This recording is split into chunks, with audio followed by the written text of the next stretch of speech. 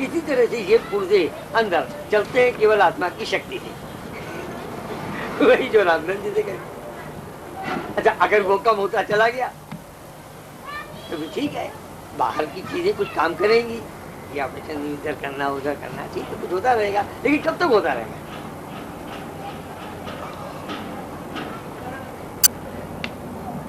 लेकिन जिसे शुरू से रास्ता मिल जाए अंदर के धन का,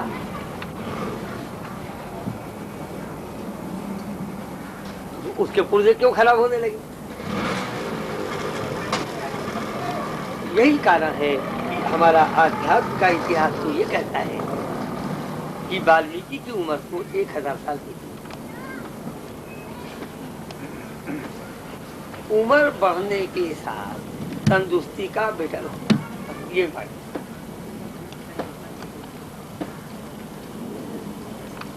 अगर ऐसा हो जाए तो कोई भी व्यक्ति बुढ़ापे से क्यों घबराएगा?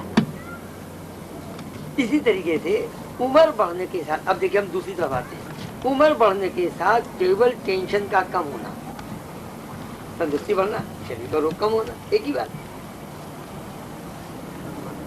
केवल उम्र बढ़ने के साथ दिल के दुख कम होने, चलो मानते हैं कि सारे दुख नहीं गए, लेकिन कम तो होते चले गए। अब समाज में क्या हो रहा है? बिल्कुल उल्टा। आदमी बुढ़ापे से क्यों घबराता है?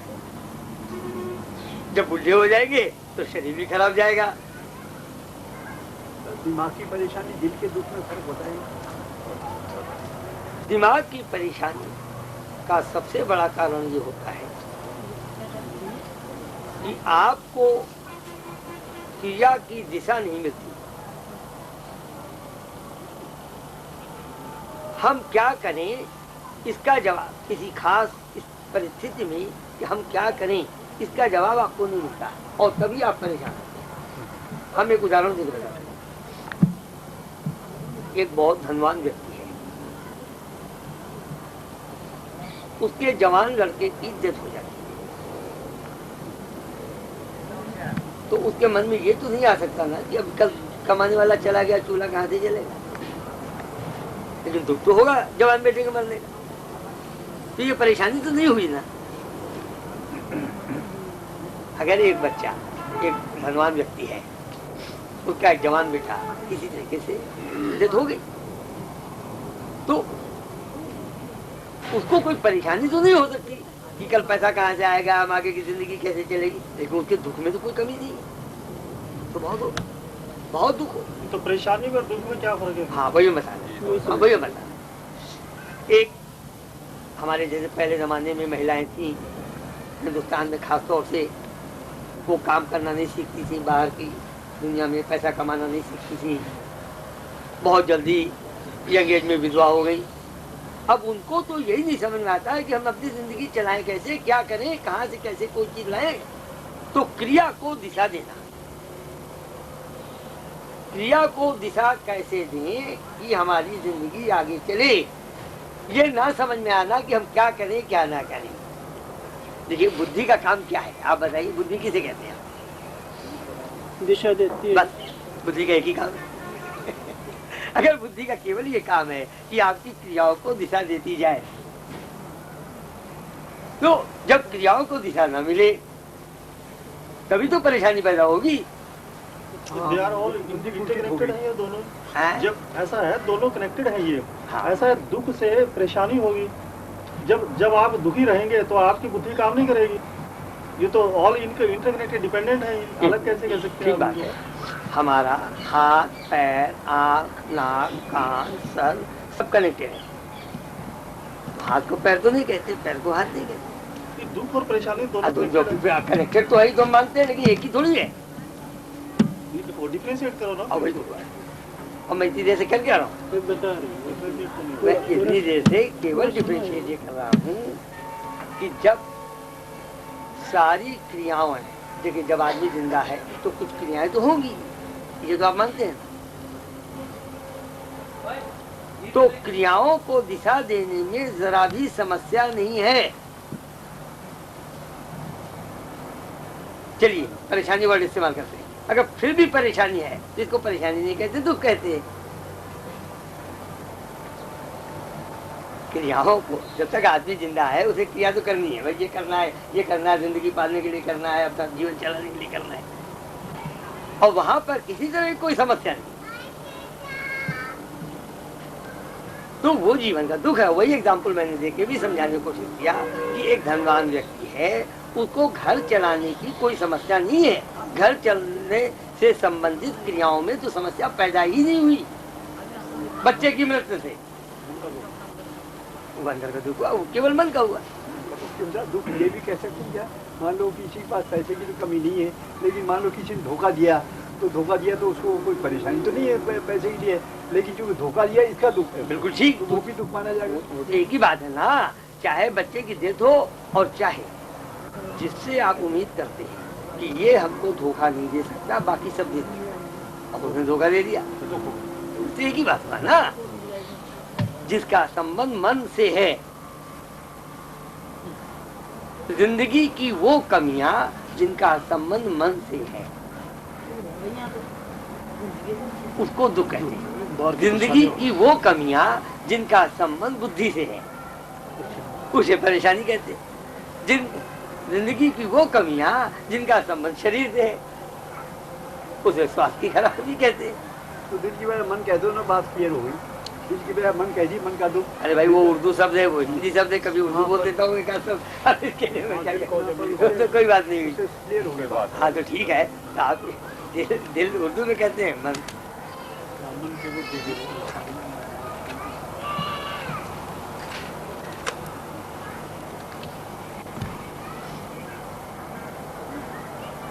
हाँ। तो हम लोग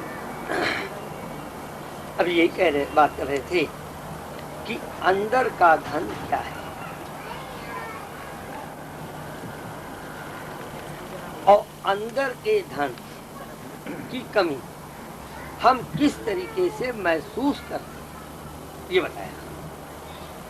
3 रूप में महसूस करते हैं। जब कमी है तभी तो कर्ज होगा ना, तो कर्ज शब्द इस्तेमाल कर दिया था। अब सवाल ये है, कमी महसूस तो करते हैं कैसे, ये तो पता लग गया। कमी का कारण क्या होता है?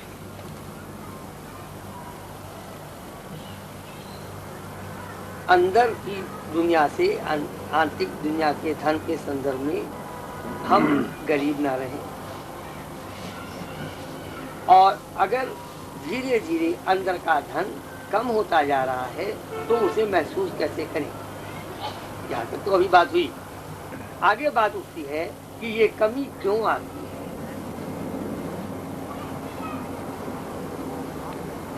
इन कमियों का कारण होता है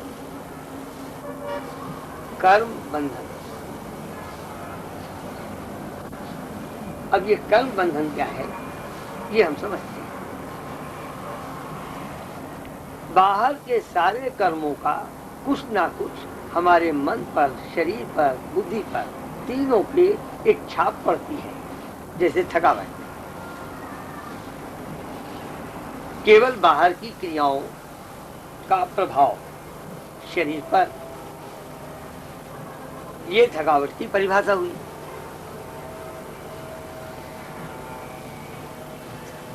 सुख और दुख, ये बाहर की क्रियाओं के 2 तरह के छाप मन पर पड़ते हैं। आप सिनेमा देखिए, घूमने जाइए, नाच गाना में भाग लीजिए, सत्संग में भाग लीजिए, 2 तरह के छाप मन पर पड़ेंगे। जो अच्छा लगता है सुख कहते हैं, बड़ा मजा आया, खेल कूद,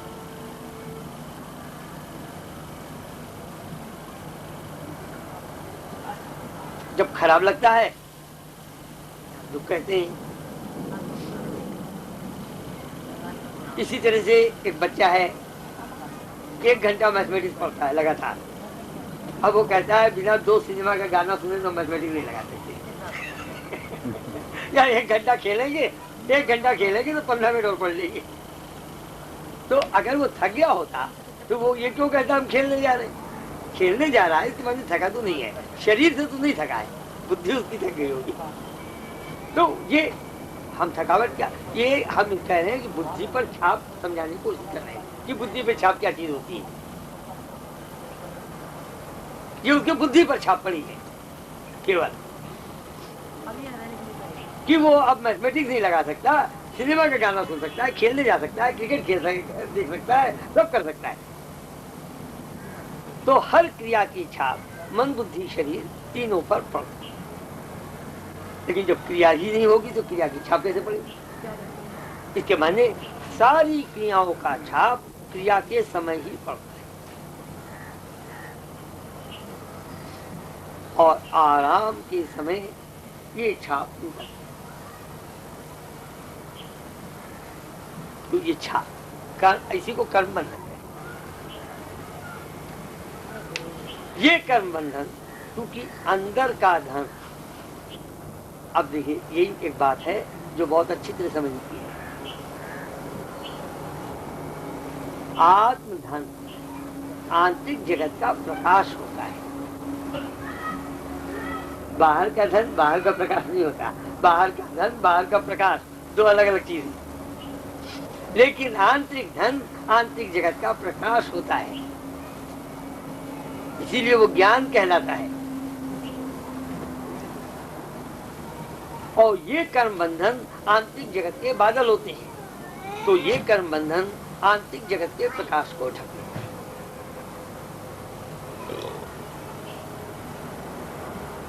बिल्कुल ऐसे ही जैसे ये बादल सूरज को ढकते हैं। जब बादल सूरज को ढकता है तो पृथ्वी को रोशनी कम मिलती है। इसी तरह से जब ये कर्म बंधन बादल रूपी कर्म बंधन अंदर के प्रकाश को ढकते हैं, तब मन को आत्मधन आत्मशक्ति अंदर का प्रकाश कम मिलेगा।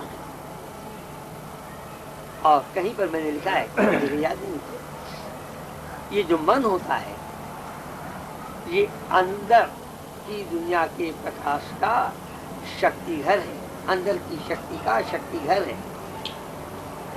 अगर उसको आप धन कह दें तो बैंक कह दीजिए, बैंक है, जो मर्जी कह दीजिए, वो इकट्ठा मन में होता है। मन ही बुद्धि को शक्ति दे देती है, शरीर को शक्ति दे देती है।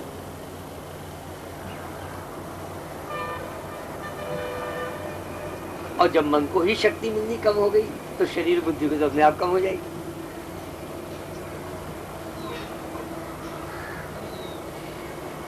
इसीलिए जैसे बाबू उमाकांत अभी सवाल कर रहे थे ना, बड़ा दिक्कत हो रही थी समझने में कि परेशानी दुख दो कहाँ है। तो जब मन में कम हो गई तो थोड़ा सा दुख तो मन में शुरुआत हो जाती है। सारे दुख आपको परेशान कर देंगे और आपकी तंदुरुस्ती को खराब कर देंगे। या परेशानी स्थायी हो जाए तो दुख का कारण बन जाए। हाँ, दुख अस्थायी जब होगा, जब दुख अस्थायी होता है तो परेशानी जरूर आनी पड़ेगी। क्योंकि वो जो देने वाला है जब वो कमजोर होता जा रहा है, जब उसी के पास कमी होती चली जा रही है तो देगा कहाँ से? जो दाता है उसके पास कमी नहीं होनी चाहिए, और अगर दाता के पास कमी हो गई तो जिसे लेना है उसके पास तो कमी हो ही जाएगी। तो शरीर और बुद्धि को मन से लेना है। ये बात सच है कि सब कनेक्टेड है, सब जुड़े हुए हैं। अरे भाई, मन से शरीर जुड़ा है तभी तो हमारा शरीर जलाया नहीं जा रहा है। जिस दिन मन से अलग हो जाएगा उस दिन तो 24 घंटे भी कोई नहीं रखेगा अपने घर में। तो सब जुड़े हुए तो वही। और यह है कि शरीर बुद्धि का नंबर बाद में है, पहले मन का है। शक्ति आत्मशक्ति पाने के संबंध में, हाँ जी, आत्मशक्ति पाने के संबंध में सभी शक्ति हमारे जो पहले मन को मिलेगी, पहले मन को मिलेगी और तब बुद्धि और शरीर को मिलेगी। मन के बाद में पहले बुद्धि का नंबर आएगा या पहले शरीर का नंबर पहले आएगा? बुद्धि का। अच्छा, उसको क्यों बुद्धि नंबर क्यों आएगा? मन बहुत सूक्ष्म है, बुद्धि बहुत स्थूल है। तो मन के नजदीक जो सूक्ष्म होगा वही तो होगा ना, जो स्थूल होगा वो कुछ तो दूर हो ही जाएगा। तो बुद्धि जो है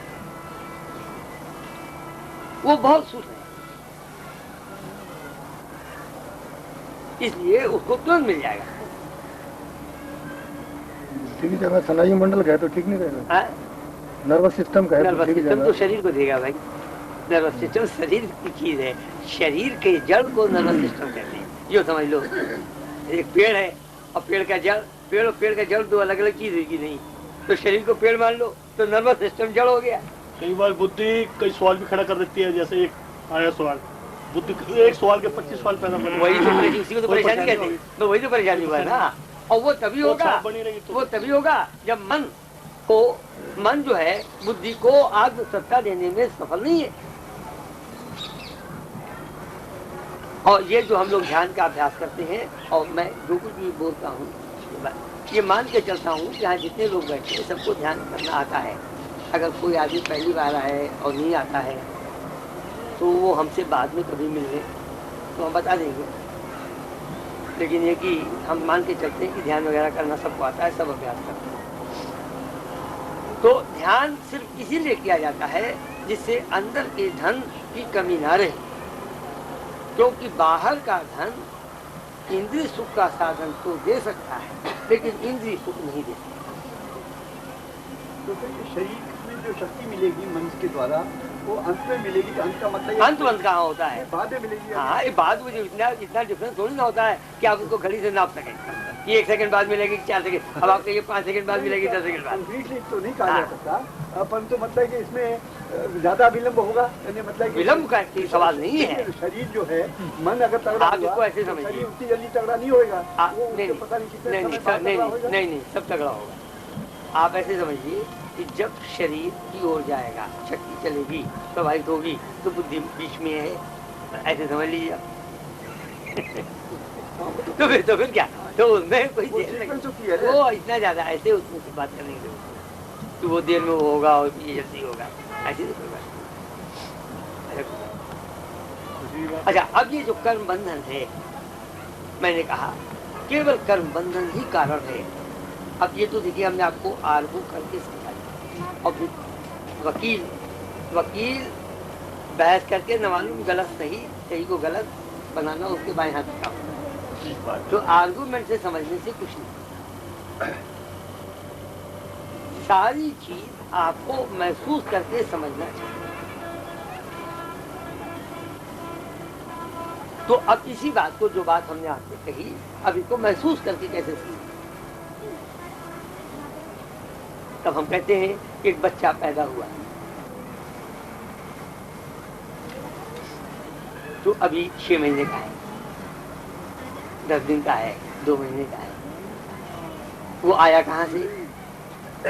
भगवान की दुनिया से इस जमीन तक आ गया। कहीं हमने ये भी लिखा है कि माँ बाप तो उस सड़क का नाम है, माँ बाप उस सड़क का नाम है जिस सड़क से हो करके जीव आत्मा ब्रह्मलोक से मृत्युलोक में आती है। ये एक रास्ता है, इसी रास्ते से जीव आत्मा मृत्युलोक में प्रवेश करती है। अच्छा, अब अगर वो ब्रह्मलोक से आती है तो उसके पास केवल एक शक्ति होगी, और वो शक्ति ब्रह्म की शक्ति, ब्रह्म सुख। ब्रह्म की शक्ति है तो ब्रह्म का सुख है। आम है तो आम का क्या का है, आम का मजा है, तो ब्रह्म की शक्ति है तो ब्रह्म का। अब इस बच्चे को आप पूछिए और मेरी बात की सत्यता समझ में आ जाएगी। इस बच्चे के मन पर, शरीर पर और बुद्धि पर किसी तरह की छाप नहीं है। ये बात महसूस करना बहुत आसान है। बच्चे को तो ये कि बच्चे के मन पर ये छाप भी नहीं है कि अगर मैं हाथ से आग को छू लूं तो मेरा हाथ जल जाएगा। ये भी छाप नहीं, कोई छाप नहीं। छाप रहित मन, छाप रहित बुद्धि, छाप रहित शरीर। इसलिए खेल क्या है प्रकृति का? खेल ये है कि जितनी ज्यादा शक्ति, आत्मशक्ति बच्चे के अंदर है, उतना ही विकसित बुद्धि नहीं है। विकसित बुद्धि 0 है। बुद्धि, अब आप देखिए क्या खेल है, बुद्धि के विकास के लिए कर्म बंधन जरूरी है और सारे बुद्धि का विकास पैदा होने के बाद होता है, लेकिन शक्ति वो लेकर के आता है उसी दिन जिस दिन पैदा होता है। जब बुद्धि के विकास के लिए कर्म का बंधन धीरे धीरे उसकी बुद्धि पे पड़ता है। हम गुनगुना बजाते हैं तो बच्चा हमारी तरफ आकर्षित होता है। ये गुनगुने की छाप उसके मन से पड़ी, माँ उसको खूब मालिश उपचान तो शरीर के ऊपर सब छाप पड़, धीरे धीरे शरीर बढ़ता है। दूध पिया, खाना खाया, मतलब जो भी भोजन उसको दिया गया, तो जो जो इसकी छाप पड़ त्यों तो उसका शरीर, उसकी बुद्धि का विकास होता है, लेकिन मन का नहीं। मन का नहीं, बुद्धि और शरीर दोनों का विकास समाज की देन है।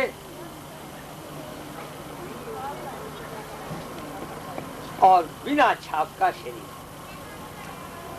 क्योंकि जो विकास वाला है तो छाप वाला शरीर हो गया। अब शुरू में तो इतनी शक्ति है, इतनी शक्ति है कि ये शक्ति छाप को मिटाती जाती। और यही एक कारण है कि 5 साल का बच्चा भी अगर माँ कस के चाटा मारे तो भी उसे वो चाटा ज्यादा देर याद नहीं रहता, और थोड़ी देर के बाद वो फिर माँ के गोद में आके खेल लेता।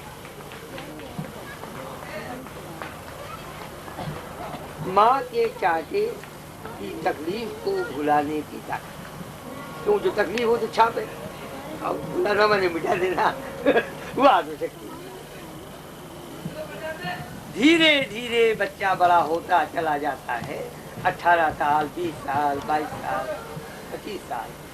अब चाटा बहुत दूर की बात है, और हर आदमी कहता है जवान बच्चों को नहीं मानना, क्योंकि अब तो डांट भी बड़ा मुश्किल है। अब डांट को भी सहना बहुत मुश्किल है।